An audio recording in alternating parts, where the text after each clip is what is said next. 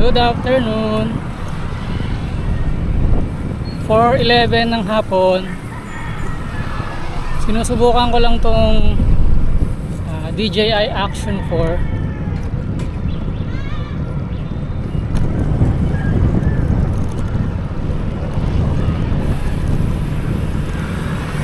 Nakuha ko lang to nung 12 ng extended sale.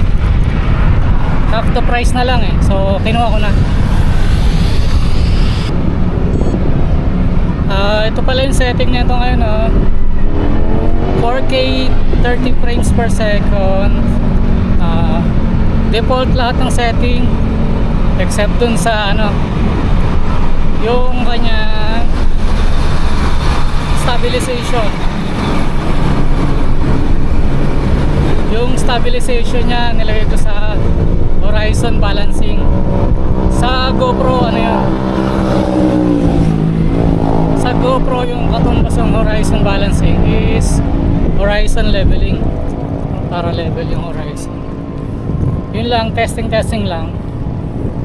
Bala ko itong gamitin kasama nung GoPro Hero 9, kasi yung GoPro Hero 9 kahit sabi mong 2025 na, pwede pa rin, palag pa rin.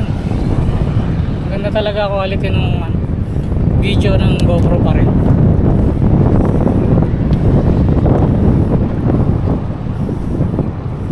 Ang hangin.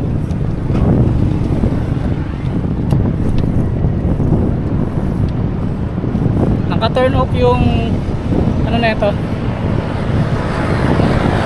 wind reduction. Basta yun na yun. Full auto muna.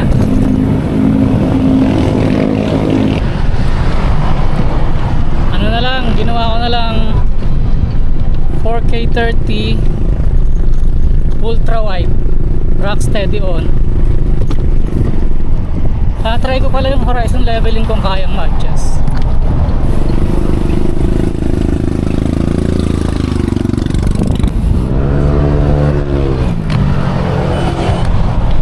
Ayan. Ito naman yung shot ng 4K 30 horizon balancing on. Ultra wide yung field of view. Yun lang ang binago ko dyan, ultra wide field of view.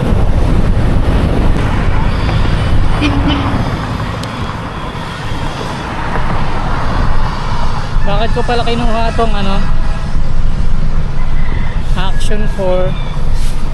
Saka na na lang GoPro na lang ulit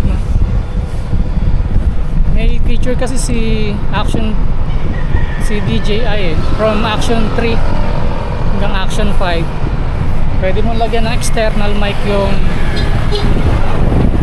action camera mo, na hindi ka bumibili ng additional adapter. Diretso na lang dun sa USB Type-C port nya. Charging port na. Pwede bang saksakan pwede pa rin saksakan ng external mic. Pwedeng wired mic, pwedeng wireless mic.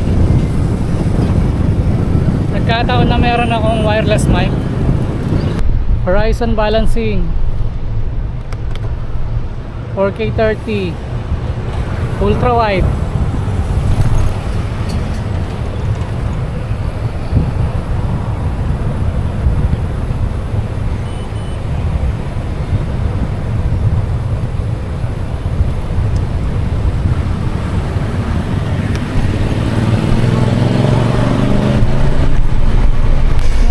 Tinesting ko agad to sa gabi.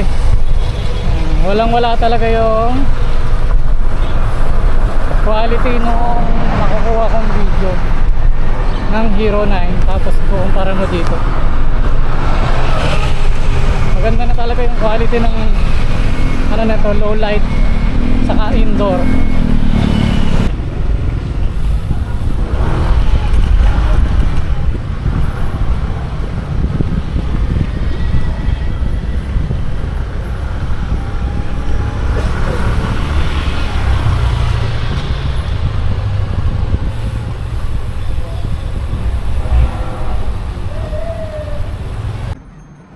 Ayun mga idol, ayun.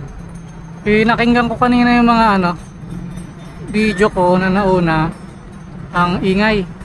So yun, so kailangan talagang bumili ng wireless mic or wired mic para dun sa